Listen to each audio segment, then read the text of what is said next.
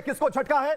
और साफ तौर पर यहां पर आप देख पाएंगे ये बाबा की यात्रा में जनसैलाब, इससे जुड़ी हुई तस्वीरें आपको दिखा रहे हैं। और ये लोग सनातनियों को बाबा जुटाने पर लगे हैं और किस तरीके से ये पूरी भीड़ पूरी यात्रा में शामिल लोग बता रहे हैं। अगली तस्वीर, और ये तस्वीर बहुत कुछ कह रही है। और इस तस्वीर में बाबा पदयात्रा पर हैं, पैर में छाले पड़ गए हैं और ये देखिए मरहम पट्टी हो रही है। बावजूद इसके बाबा का जो उत्साह है वो कम नहीं हो रहा है, निश्चय सटीक है, लक्ष्य की तरफ बढ़ते जा रहे हैं बाबा बागेश्वर। तो ये तस्वीरें बहुत ही खास है, खासकर सनातनियों के लिए।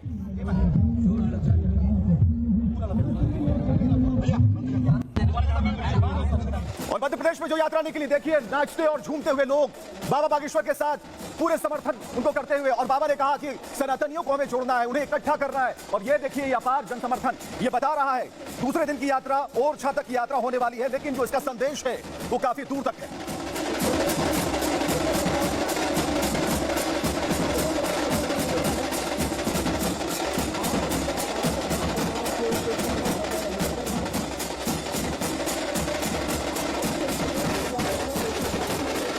और अगली तस्वीर यहां देखिए, बाबा बागेश्वर को देख पा रहे हैं, छतरपुर मध्य प्रदेश की तस्वीर। दिग्विजय सिंह के बेटे इस यात्रा में शामिल हैं, जयवर्धन सिंह को आप देख पा रहे हैं। और यहां पर सभी सनातनियों को जोड़ने की जो कोशिश है यहां रंग ला रही है। छतरपुर मध्य प्रदेश से ये तस्वीरें, बाबा के साथ दिखे जयवर्धन जो कि दिग्विजय सिंह के बेटे हैं। तो हमने पहले ही कहा कि आम हो या फिर खास हो, सबसे बाबा ने अपील की और सब बाबा के साथ हो लिए। फिलहाल ये तस्वीरें उसकी एक बानगी पेश करती हैं।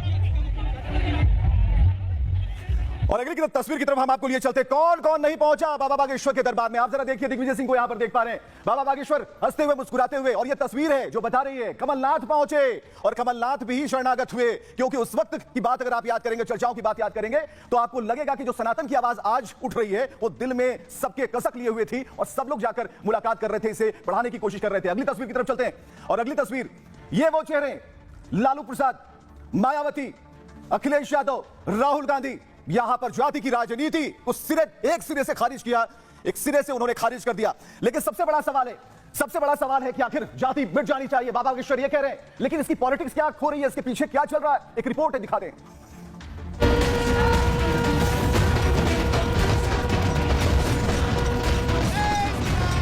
लोग ध्वज लेकर के विचारों के साथ निकले, अगर ज्ञान पेलेंगे और हम पेलेंगे तो इनके पेट में दर्द हो। बाबा बागेश्वर हिंदुओं को जोड़ने की मुहिम पर निकल चुके हैं। यात्रा के दूसरे दिन भी बाबा को भारी समर्थन मिला। विरोधी दल जहां जाति की जनगणना कराने की मांग कर रहे हैं, वहीं बाबा बागेश्वर जात पात के भेद को मिटा देना चाहते हैं। हिंदुओं में ऊंच नीच जात पात की खाई को खत्म कर एकजुट करने की तैयारी है। ये यात्रा सामाजिक समरसता की यात्रा है, एकता के लिए यात्रा है, दंगा से ऊपर उठने के लिए विचारों की यात्रा है।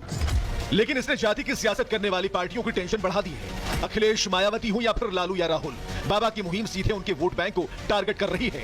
इसी वजह से कांग्रेस ने बाबा के हिंदू जोड़ो मुहिम पर सवाल खड़े कर दिए हैं।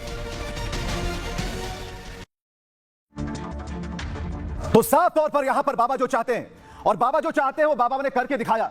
और खुले तौर पर बाबा ने जो संदेश देने की कोशिश की उसे उन्होंने बता दिया। और साफ तौर पर बाबा का मिशन जो है अपनी रफ्तार के साथ आगे बढ़ रहा है।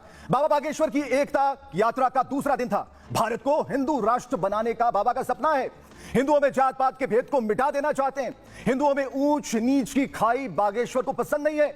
जाति जनगणना पर भी बागेश्वर की सीधी लाइन है, स्ट्रेट लाइन है। देश में अमीर और गरीब की जाति बना दीजिए, ये कहते हैं वो। बाबा बागेश्वर वक्फ बोर्ड के खिलाफ भी दिखते हैं। सनातन बोर्ड बनाने का बाबा ने समर्थन किया है। छुआछूत, अगड़े पिछड़े, भेदभाव ये बाबा मिटा देना चाहते हैं। सभी सनातनियों को जोड़ने के लिए वो यात्रा कर रहे हैं। बटेंगे तो कटेंगे वाले बयान का भी उन्होंने समर्थन किया था।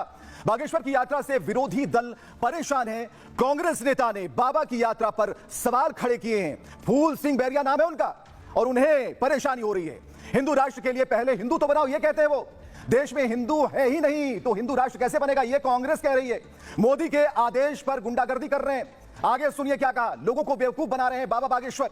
हिंदू संकट में नहीं है, बीजेपी संकट में है। और बाबा के मिशन से जो विरोधी हैं वो मुश्किल में आ गए, बयान दे रहे हैं।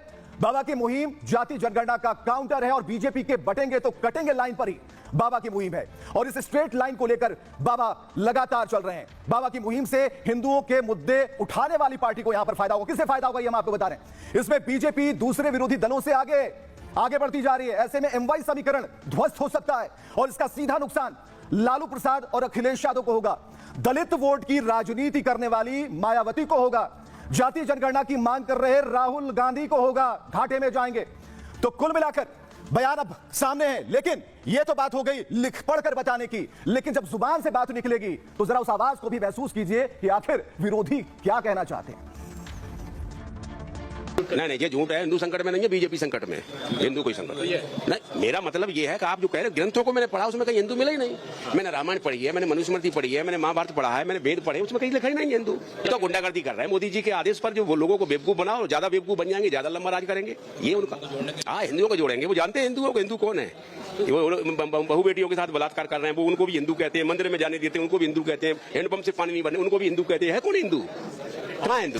तेलंगाना से बीजेपी के विधायक हैं टी राजा, नाम तो सुना ही होगा आपने, और टी राजा भी इसमें शामिल होते हैं। आप जरा देखिए इस तस्वीर को, बाबा बागेश्वर साथ में टी राजा, और टी राजा ने एक सनातनी होने का पहले ही सर्टिफिकेट ले लिया है। अब जरा देखते हैं कि आखिर टी राजा ने कहा क्या था।